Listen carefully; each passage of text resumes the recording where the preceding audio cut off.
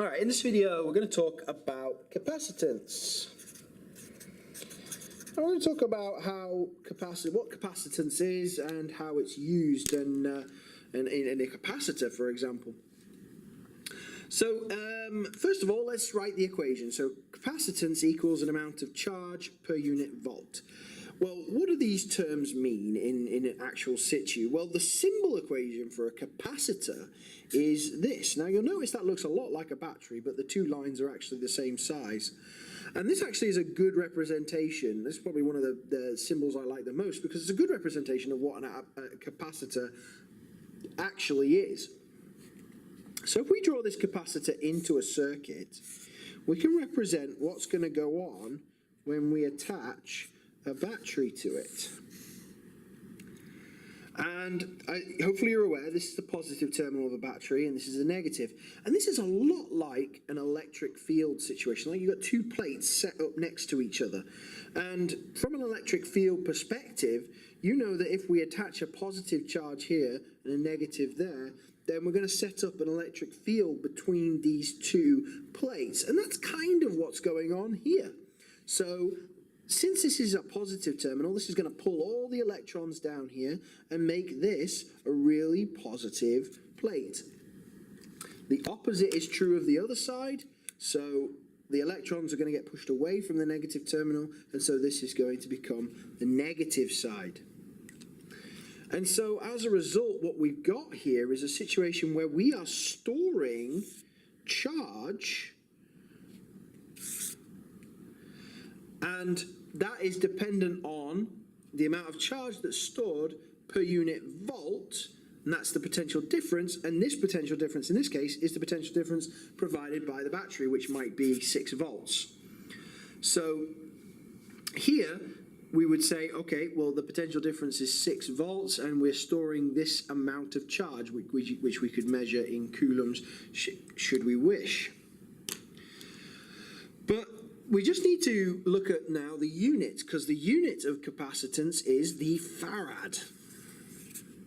And the farad is well, 1 farad is a huge unit. We would never really, well, I mean, you do get 1 farad capacitors, but 1 farad is equal to 1 coulomb of charge per volt in 1 volt. So this would be a rather excessive amount of charge stored, because if you remember, electrons have a charge of 1.6 times 10 to the minus 19 coulombs, and so this is a lot of charge. So generally, actually, we see capacitors in milli, micro, nano, or pico format. So you have millifarad, microfarad, nanofarad, picofarad capacitors, because these are a bit more common than like whole farad capacitors. Not that you don't not get them, you do definitely get them. And often you see them with a voltage rating, which actually tells you what the maximum voltage is that they can take, so before breaking down effectively. So this is what capacitance is. So capacitance is the amount of charge stored per unit of PD across it. And in this case, we can store this charge for use later on. Now let's look at how we might utilize this capacitor by adding a little bit extra on the top over here. I can grab the page.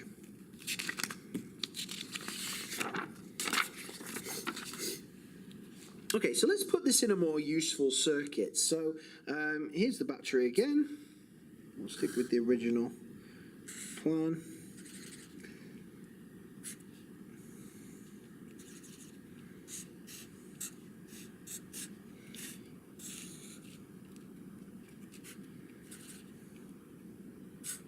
There's the capacitor. Goes back to the battery. There. So the purpose in this circuit is obviously we've got a resistor up here and we've got the capacitor here. This is otherwise known as an RC circuit because it's got a resistor and capacitor in it. Funny that, RC. So this is an RC circuit.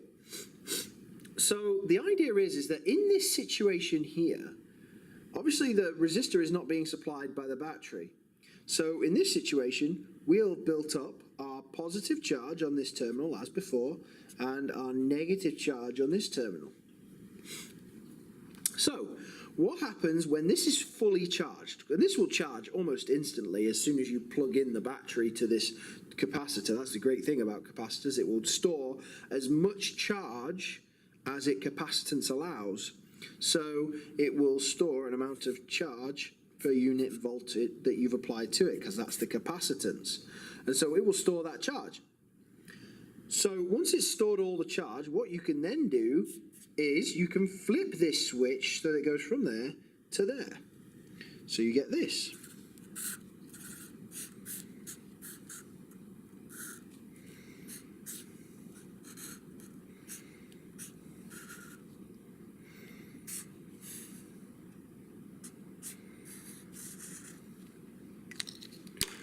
And so in this situation, we've built up the charge.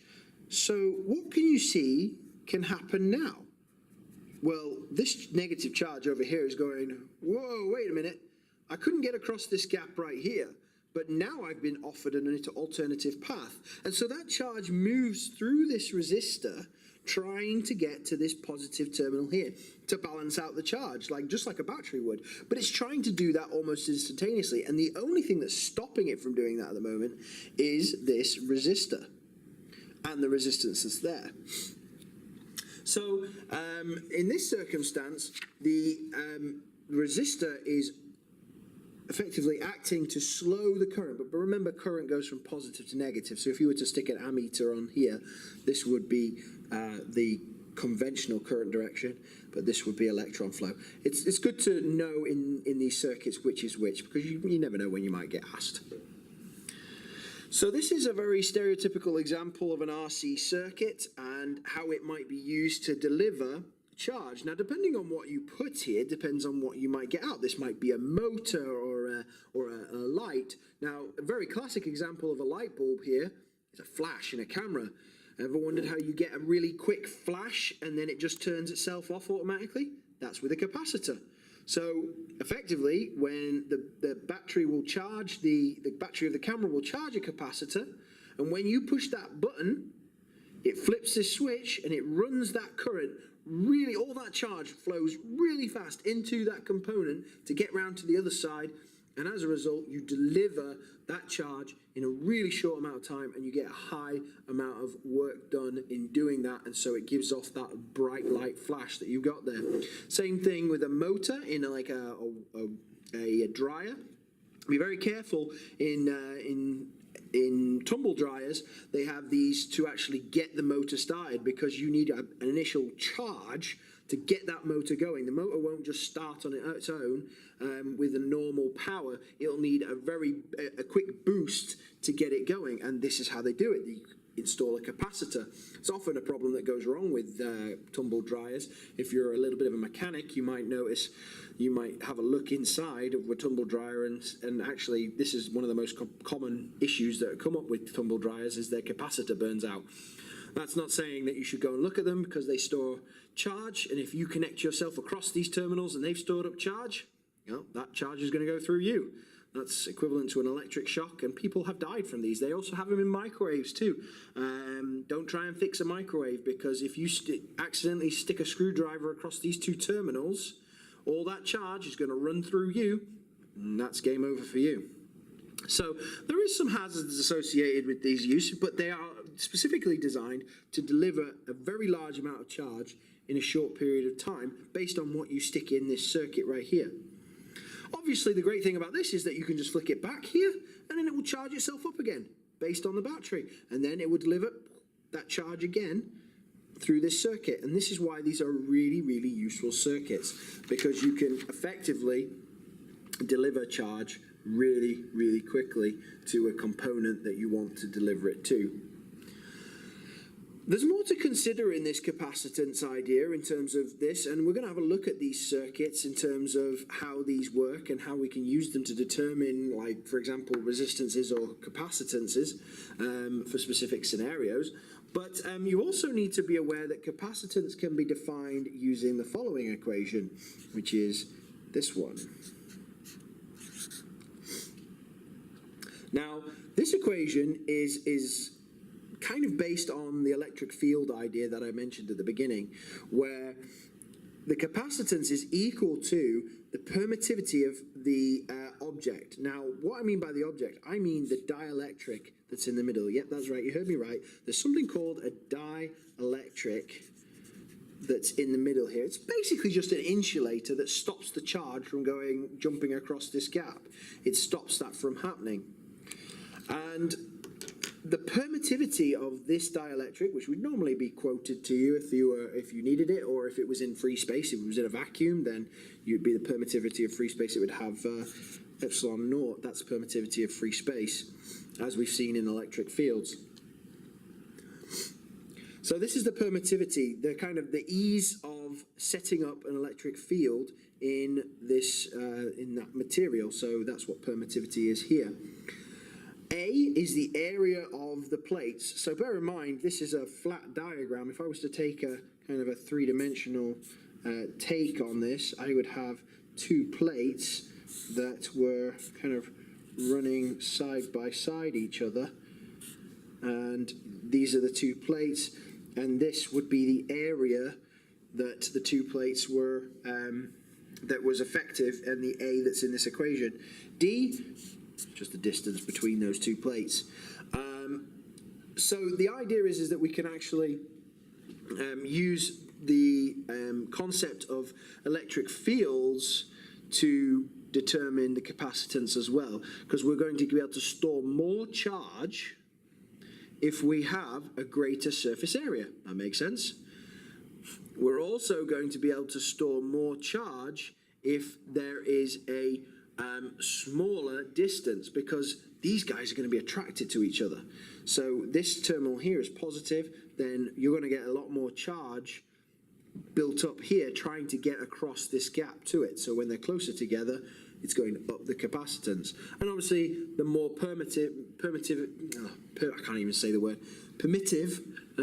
the field is, then you're also going to be able to set up more capacitance, because it's going to be able to experience that field and build up that charge as well. So this is just a nice handy equation that relates to the other equation that we said, which was the Q over V. But if you were going to define a capacitance in a question, you should always, use this one. Okay, so that's a nice brief rundown on what capacitance is and some of the equations that can be used to define it and calculate it. We're going to look more into these RC circuits in the next few videos. We're going to look at decay, and we're going to look at what happens when we discharge and also when we charge. And we're going to change the circuit up a little bit for when we charge and discharge these capacitors.